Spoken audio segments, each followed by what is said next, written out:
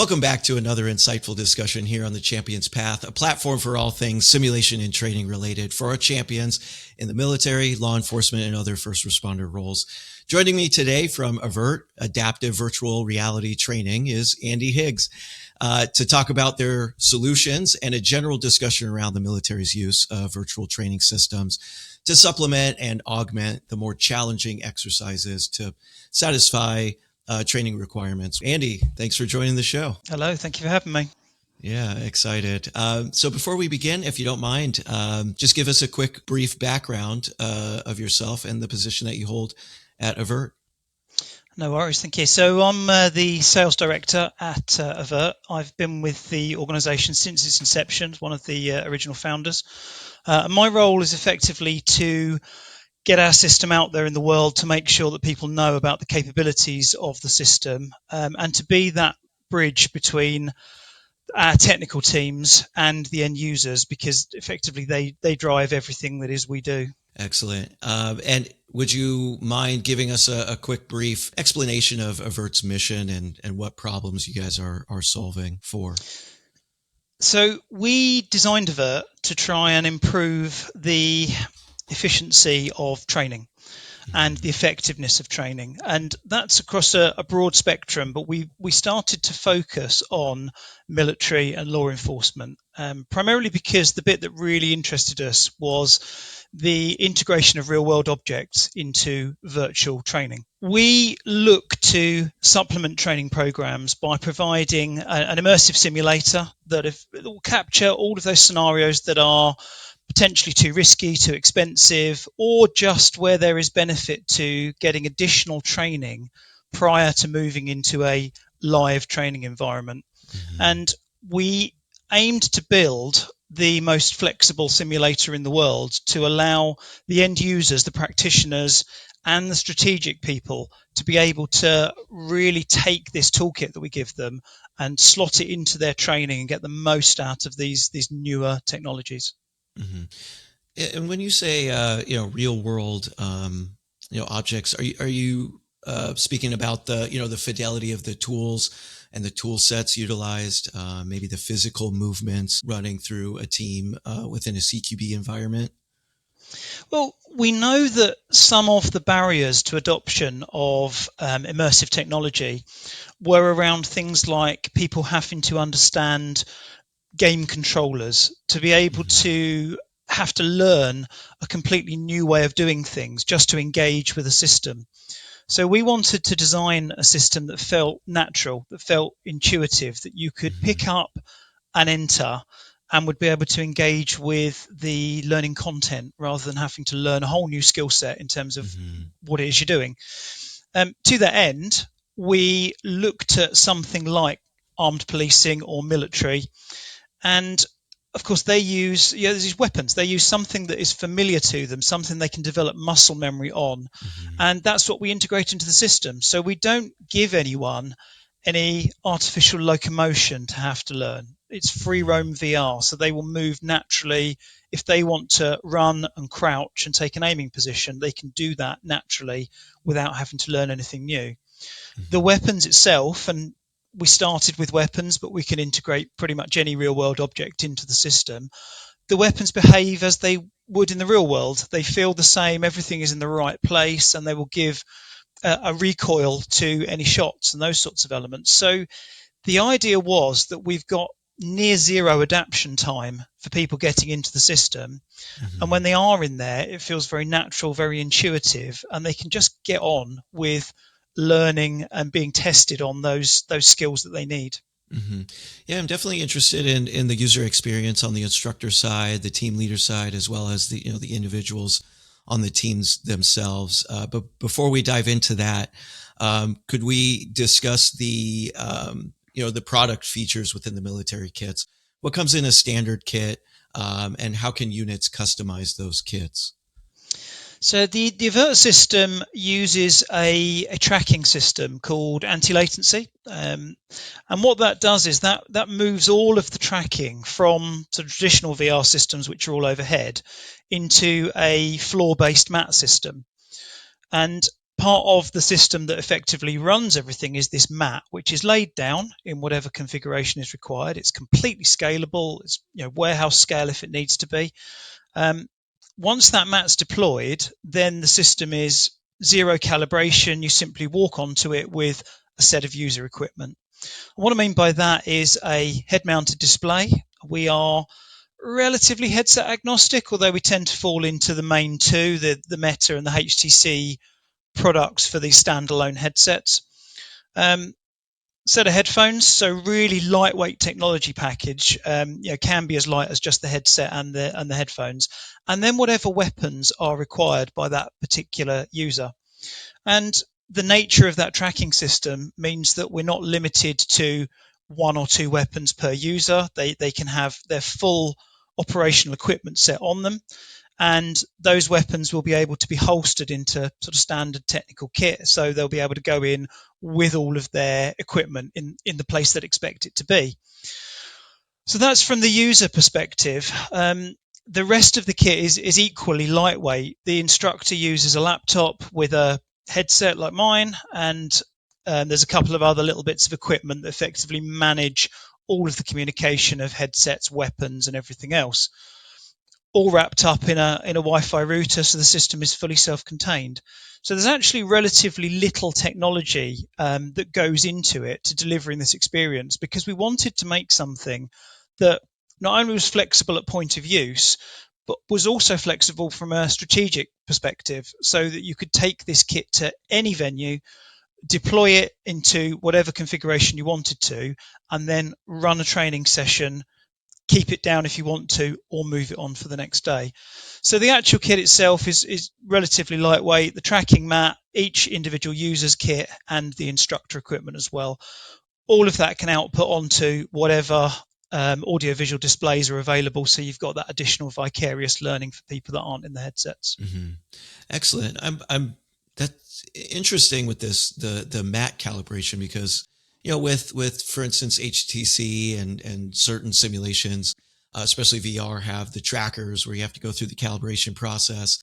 How does the mat tracking work? Yeah, so the tracking system we use, and there are obviously lots of different versions of tracking systems, primarily falling into inside out and outside in. Because we're talking about highly accurate weapons, outside in tracking seems to be the best for those sorts of requirements. The mat itself effectively is a series of non-repeating patterns of infrared emitters, and we mount a specifically designed tracking camera onto any of the objects or the headset that we want to track. So it's that full 6 degrees of freedom tracking using the position of the headset of the weapons compared to that mat layout. And what that means is that once that mat is laid down and once the headset knows which mat it's using, there's no calibration ever to do again. You can walk onto it 3 days later and that headset will know exactly where it is. Those weapons will still be sub-millimeter precision tracking. Now, I love the idea of the simplicity of inside-out tracking, but the reality is that when you want to scale it up, you have to pepper your location with marker points and all sorts of additional bits of information for that headset to know where it is.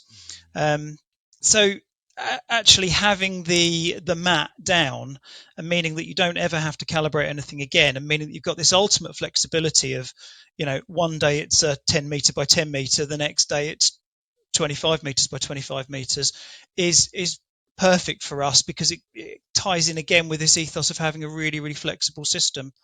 It's an off-the-shelf matting system, off-the-shelf tracking, but we've built AVRT on top of it, because it really does give you the best of all worlds as far as we're concerned. Mm-hmm. Yeah, the software coupled with the hardware, and the flexibility is interesting because and exciting, because it sounds like a system that you can use in garrison. You can forward deploy with it depending on where you are throughout the world. You can bring these kits with you. And just to clarify, the soldiers are using their own weapons, or are these AVRT developed weapons that come with the kit? So they're AVRT developed weapons for a number of reasons. One is that it allows us to replicate a weapon in a completely safe way. So we have a very clear divide between a simulation weapon and a real live weapon, and we're quite strict about having no live weapons into a simulation environment. But it also means that there's ease for us to go out and do demonstrations and things like that. Primarily, it's about that safety element. We use a gas blowback replica that replicates the real weapon in pretty much all of its facets, and it just gives us a bit more freedom to be able to manage these weapons and get the best out of the training from them. Let's go into the user experience. Can you walk us through what does the instructor or the team leader experience when they're running their soldiers through the system? So our system is effectively a toolkit. It's a delivery method for the organization's pre-existing curricula and frameworks and doctrine. And what I mean by that is the instructor will fire up the system and they will go in and they'll choose from a series of 3D environments. They'll then deploy either AI-driven enemy or characters or fully controllable digital characters within that. They're able to manipulate things like lighting conditions. They're able to add in a whole load of different variables, including what those enemies do, how they behave, what they look like. And what this means is you can effectively take whatever learning outcome you want on any particular day. For example, we're going to look at entering a building that's got 3 different entrances, and we want to understand your tactics and your approach on that. You can do that, and within minutes you can pivot and do something completely different around a very dynamic rules of engagement scenario. It really allows the instructors that absolute freedom to do what they want with it.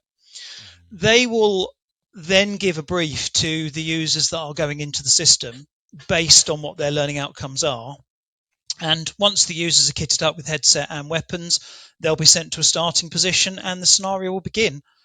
There's a brief countdown. Your users will then find themselves in a fully synthetic environment that they can then go and move around freely, achieve whatever objective it is they want to do.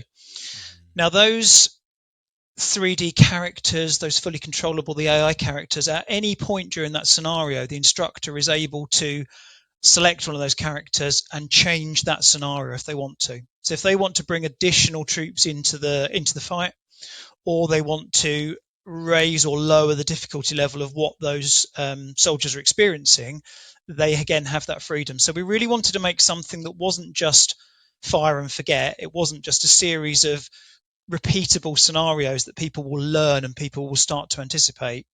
This really is something that allows instructors to challenge their soldiers every step of the way. Mm-hmm. That's a really good point. 2 things I want to talk about since you brought it up, which is the potential of gaming the system, metagaming, running through preset scenarios over and over again with the false sense of confidence and the illusion of successfully completing those missions. And I wrote an article, and I want to read a snippet from that article. And then get your perspective on this topic, right? So let's see.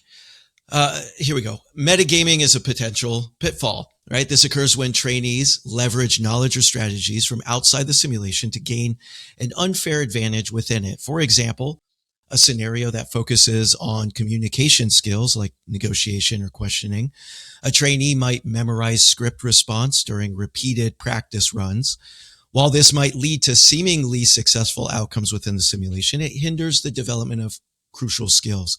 The trainee avoids improvisation and adapting their communication style based on dynamic interactions, which is essential in real conversations.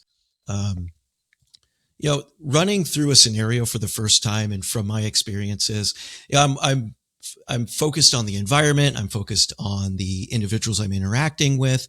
I'm focused on the training requirements, what I'm trying to accomplish within the scenario.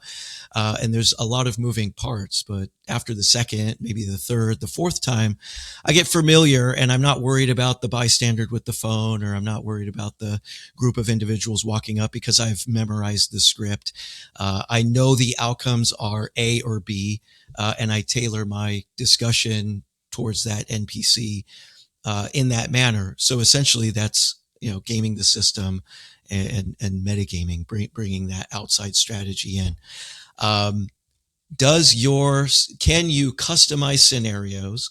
If I have specific, buildings I want to erect, scenarios I want to change up, how would I overcome those potential, downfalls or pitfalls? So we identified this at quite an early stage, because we did a lot of work with both law enforcement and military around using some of the screen-based simulation technology, and Mm-hmm. those do exactly what you're talking about. Even with a judgment range on a screen that has multiple branching outcomes, you Mm-hmm. learn at which point the scenario is going to branch, so you ready yourself for the action to happen. Um, we we looked at this and we reasoned back in the very early days that whilst we can and we do offer some pre-scripted actions within scenarios, one of the bits that really ticked everyone's boxes was when we brought the instructor right back into it and we made the instructor the person that you're interacting with. Now, I love the idea of metahumans and AI that's generating a response straight away. But from what we've seen so far, it's just not quite quick enough to get those really sharp responses. Whereas a Mm-hmm. human, in particular an instructor, whose job is to deliver really good, effective role plays and to draw out what it is they're trying to achieve, that's the perfect person to have in there. So, in those particular events, if we're doing a rules of engagement or a judgment scenario, we tend to use the instructor to play the role of those characters. So they can move and carry out all the actions that the characters will do, but they're giving that character a voice. So the Mm-hmm. user is experiencing a two-way conversation. They are being forced to improvise. And what it means is that the instructor can then vary the point where there is an escalation point or a de-escalation point, because it really comes down to that the the assessment of how the person in the headset is doing at any particular time. And I think Mm-hmm. that's a really powerful way to do things, because it allows that you're always keeping someone on their toes. They're never going to be Mm-hmm. able to game the system, as you say. Mm-hmm. And from those experiences, that even comes down to some of the video-based systems we've used, where the movement through that scenario is pre-scripted. You know that when you're going to enter a building, you're going to look left and you're going to look right. Whereas with our system, you could do that same scenario 30 times, and each time there may be an enemy or a character or something you need to do in a different corner of that room. And actually, it's down to your user to decide not only how they're going to react and how they're going to speak to them, but Mm-hmm. also how they move through that scenario in order to engage with them in the first place. Mm-hmm. Yeah, excellent. I like the concept of organic conversations versus scripted, robotic. There's a lot more value to that than likewise or otherwise. I do want to go into the user's experience of the individual team members. So, what are some of I think, before we get into that experience, what are the training requirements that the system satisfies? You've talked about CQB, rules of engagement. Can you go a little more into that? Yeah, I mean, the system effectively is aimed at any kind of training scenario where you are going to want to put a user or a team of users into a virtual scenario dealing with either virtual subjects or humans. It can work against human versus human as well. So, of course, that lends us into virtually any kind of CQB, any kind of conventional battle space, depending on how much physical environment you've got.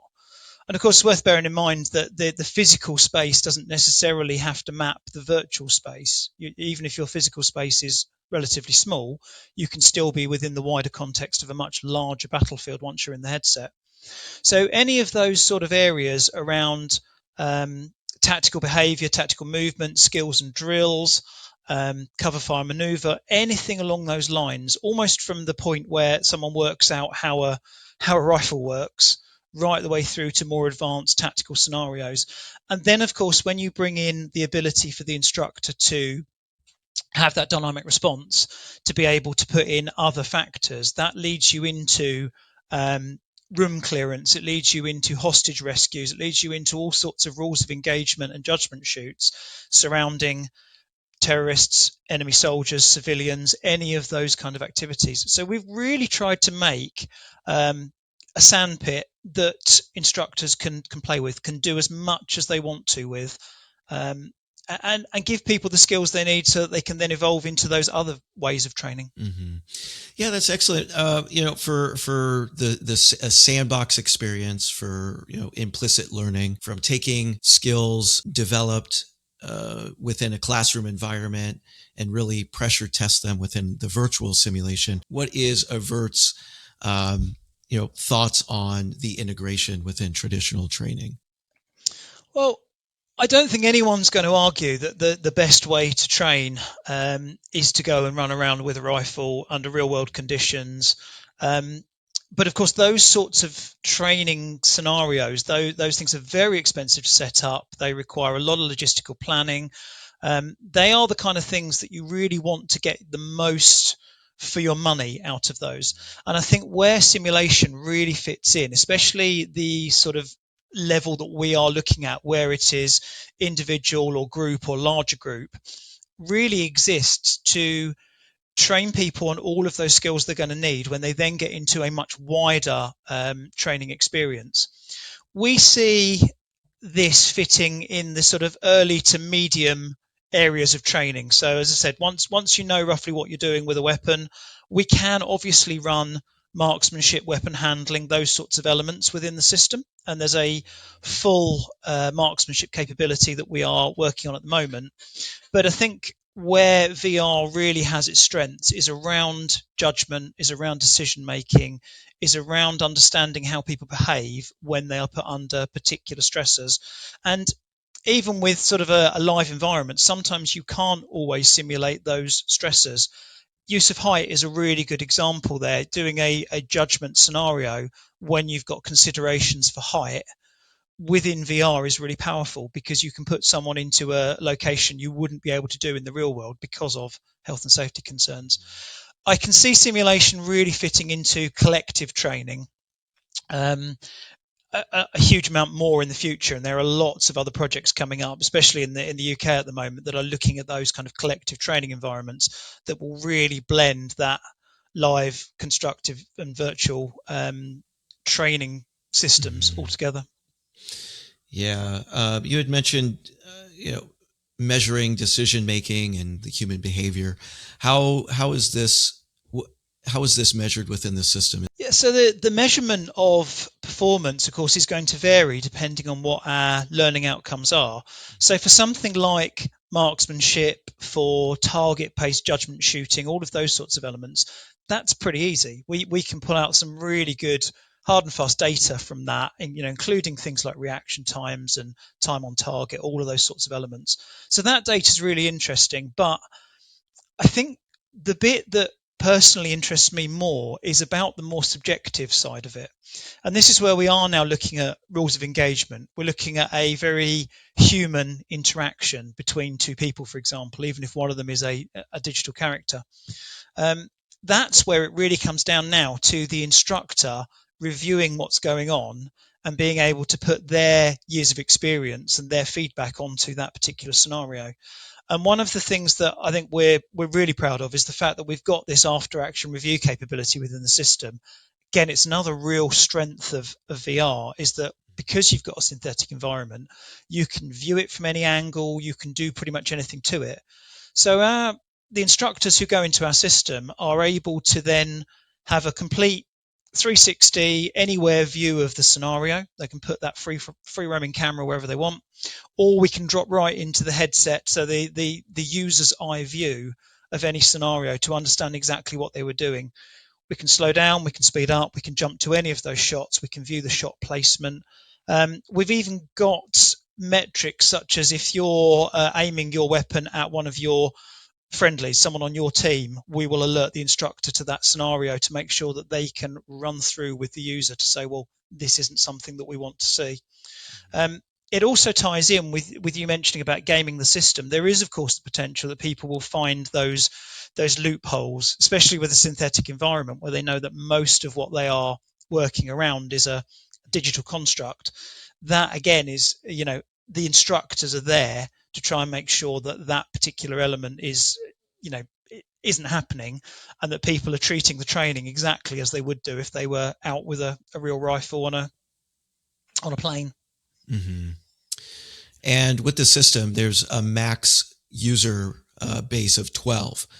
So we're looking at small units, force on force or force versus NPCs. How is that being integrated within military application? So we've got a system out in the wild at the moment that has 12 users, but that isn't, we believe, the maximum we can put in. So okay. The main limiting factor on the system really is the ability for these standalone headsets to render all of the characters we put in, whether they be humans or whether they be digital characters. There have been a new crop of headsets that have all sort of evolved. We use the standalone headsets because of that lightweight technology package. We want people to be in and out as quick as possible. We believe that we can now push that up into the 20s, possibly even up to 30 users at any one time. But there are some upper limits as to how many overall characters you can have in there at any one point.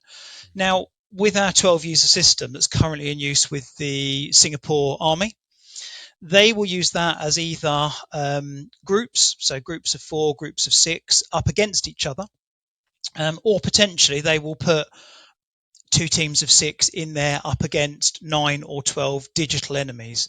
So around 24 entities being rendered is around about what their system is able to do until the point that we upgrade those headsets.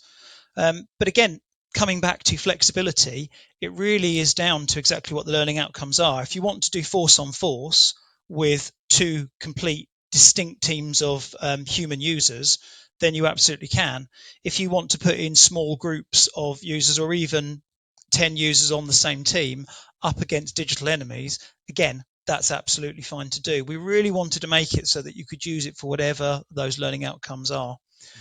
Within the system, obviously, you're visible to each other and you can communicate with each other, allowing you to do all sorts of team-based activities and tactics. Going back to gaming the system, how is you guys provide a train the trainer program to the departments and agencies and organizations that purchase the system?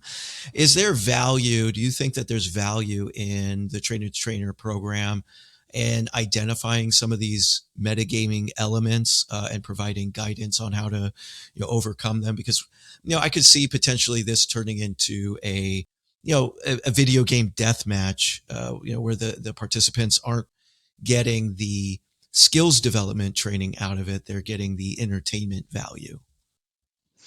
Yeah, absolutely. And we do offer a full train the trainer package. So when we deploy a system, we train all of the users that are required to use it to a level that they can then disseminate that training to their colleagues as well. Typically, we will also offer retraining, whether that be remote or in person, on a regular basis, because we've seen so many systems around the UK that have fallen into disrepair or have just stopped being used because everyone's left the organisation. But you're absolutely right. It is those instructors, it is those users that we learn from. So the feedback that we've had from the demos, from the 6,000 users that we've had go through the system throughout the development and the demonstration and the deployment periods we've had, have really let us know what the system needs to do. And as those particular cases of people being able to perhaps look at areas which they see as game-like, or where the realism doesn't quite meet up, that's where they can then look at additional things. Good example is, people putting heads through virtual scenery in order to be able to get a perspective that they wouldn't normally get. Well, we are looking to implement a warning system that will alert the instructor that that kind of thing is happening. There is always going to be the potential with the adoption of a newer technology that people will see it as a gimmick. I'm sure it happened when they introduced screen-based simulation 15, 20 years ago, that people didn't view it in the same way. But I think as long as we continue to work, and as long as when you put in the system, when you work with the system, you are treating it as a realistic training environment and you're always focused on the learning outcomes, I think that's the way to combat it. We are entirely use case driven. We love shiny tech as much as the next people, but we don't want to put something in that is just for the sake of having a really nice piece of technology in there.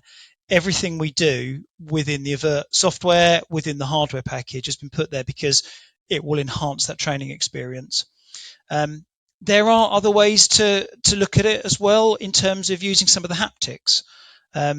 We have a strategic partnership with Tesla Suit, amongst others, and I don't know how much your viewers are aware of the Tesla Suit, but it is genuinely a piece of hardware that can hurt you. If you use that in the correct way, then you give some sort of consequence to people not treating a simulation as real, and therefore that starts to encourage people to treat it in the correct manner for training. Right. Yeah. The viewership is aware of various haptic feedback systems and the integration within simulations. But you bring a really good point up that is, I believe, in maybe one of the most important implementation concepts is the learner centric journey, right? Because the focus is on the trainee and their training and the training quality.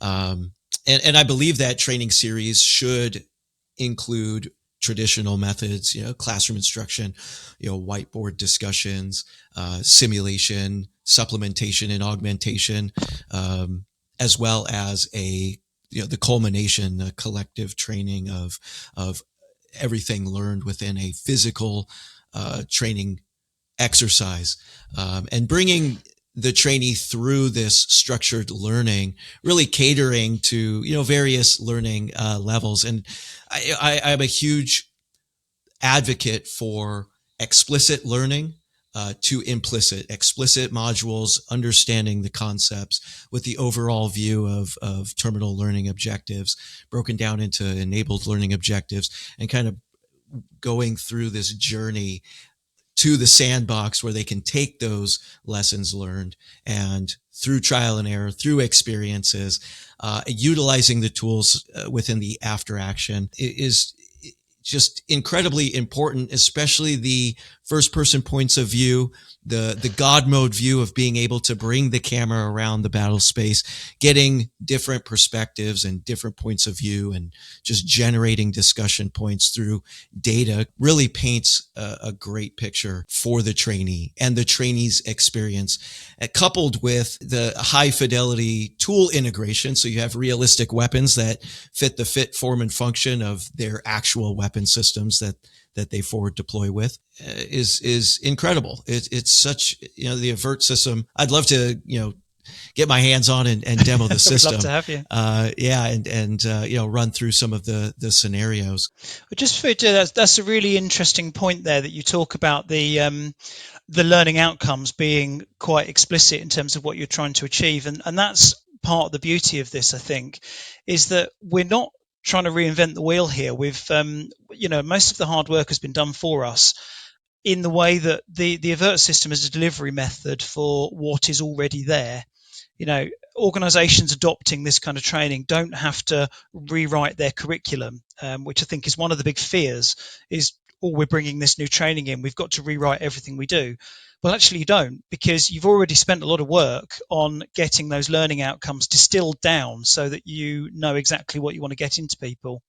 All we're doing here is utilizing these digital tools to be able to deliver them in a different way, to get a different experience for the user. And then, as you've quite rightly mentioned, that high fidelity after action review with all of the tools, all of the data points, all of the evidence there in front of you just serves to kind of cement that this is a delivery method for what's already in existence.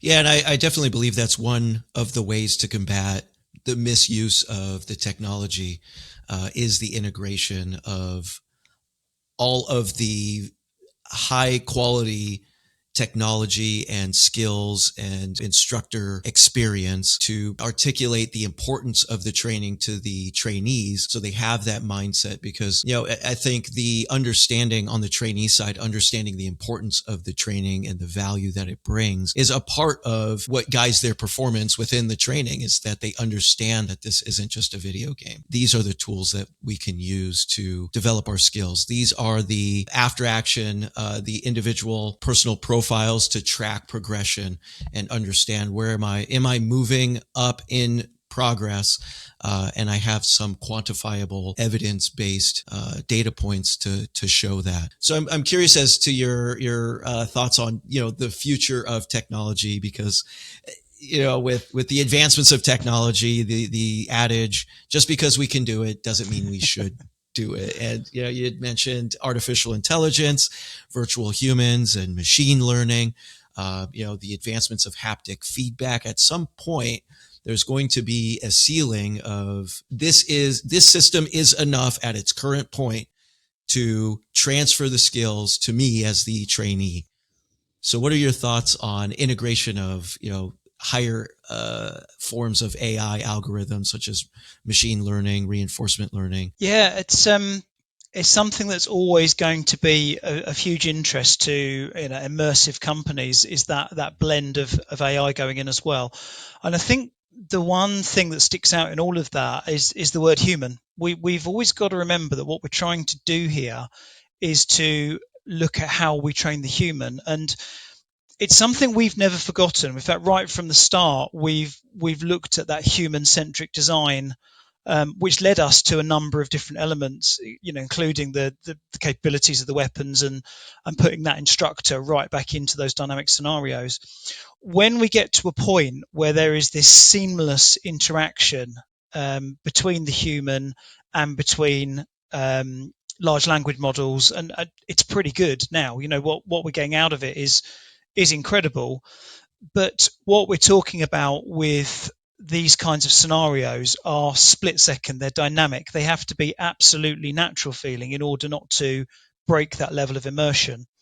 So I'm fascinated to see how that goes. I think the blending of the real and the virtual worlds is going to be another one that's really of interest.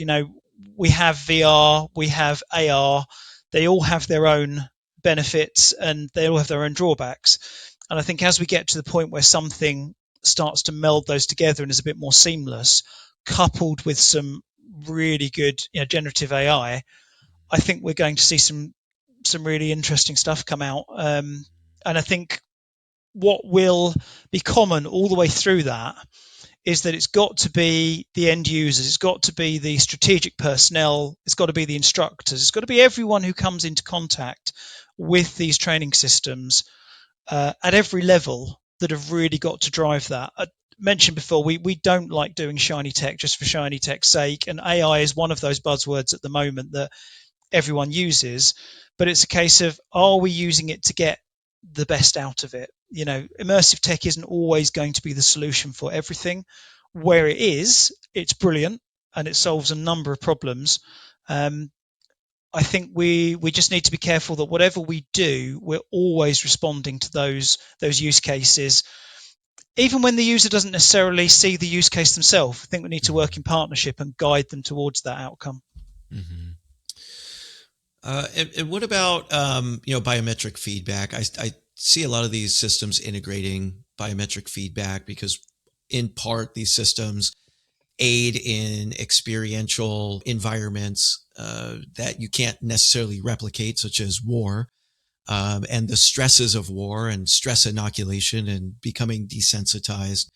What are your thoughts on integrating biometric feedback? Does AVRT do this? And how would you do it?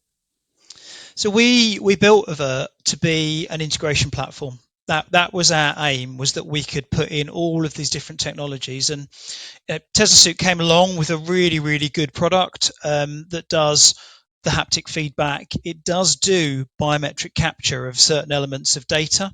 And actually, our after action reviews do have a section which integrates biometric readings such as heart rate and things like that into the visual representation of the scenario, so that we can understand what the user's biometry is doing, what their stress levels are like. Equally, though, we can put in virtually any kind of technology into the system, whether that be a Tesla Suit, whether that be a £35 heart rate monitor. We're interested in the data that's producing and how we can use that really to augment those after action reviews. The technologies that are evolving at an incredible rate, around full body tracking, around biometry, around biomechanics, are really of interest to us. Again, bearing in mind that we always want to make sure that there is that use case at the end of it, that we're going to be giving an instructor something that they can really use to understand what that user is going through, and how their performance can be enhanced. And we've got a couple of partnerships with academic establishments. University of Greenwich have been a customer of ours for the system for a number of years now, and they do some absolutely brilliant research around biometry, particularly around simulation. So it's certainly an area that we are always looking to improve upon. Mm-hmm. Andy, before we conclude, is there any other topics you'd want to dive deeper into, or any points that maybe we didn't bring up that you'd like to discuss? I think the only the one I was thinking of was following on from what we've just been talking about, the integration of these additional pieces of hardware, these additional technologies, particularly around things like biometry.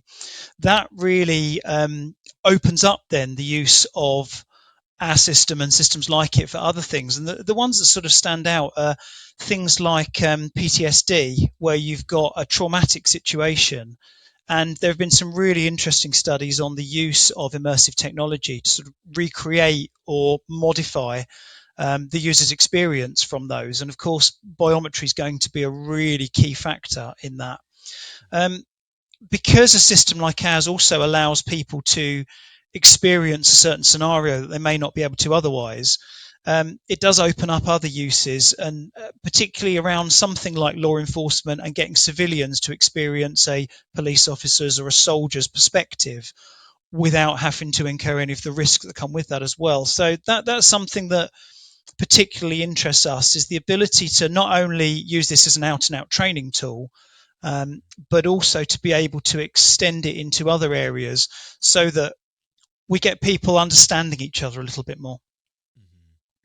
Excellent. All right, Andy, thank you for joining the show. If anybody's interested in learning more about the AVRT system and its solutions, capabilities, where should they go, and who should they contact? So the best way to have a look at it is we've got a website at AVRT.training. And that gives you a full list of all of the different product types, including some videos of the system in use. It's probably important to mention that this is a commercially available system. This isn't proof of concept. This isn't a futuristic thing. This is something that is currently in deployment with military and with some educational establishments, soon to be some police forces in the UK as well. We also have an email which is info@avrt.training, and there'll be someone on the end of that can give you a little bit more information. But the website is probably the first port of call. Excellent. I'll go ahead and put all the links, especially to your the YouTube channel. Andy Higgs, thank you. Sorry to cut across. We are also very active on LinkedIn, and we generally put all of our new videos and things like that out there first. So please feel free to go and give us a follow at of Adaptive VR Training on LinkedIn. Beautiful. Thank you very much. Pleasure to speak to you. Bye now. Cheers.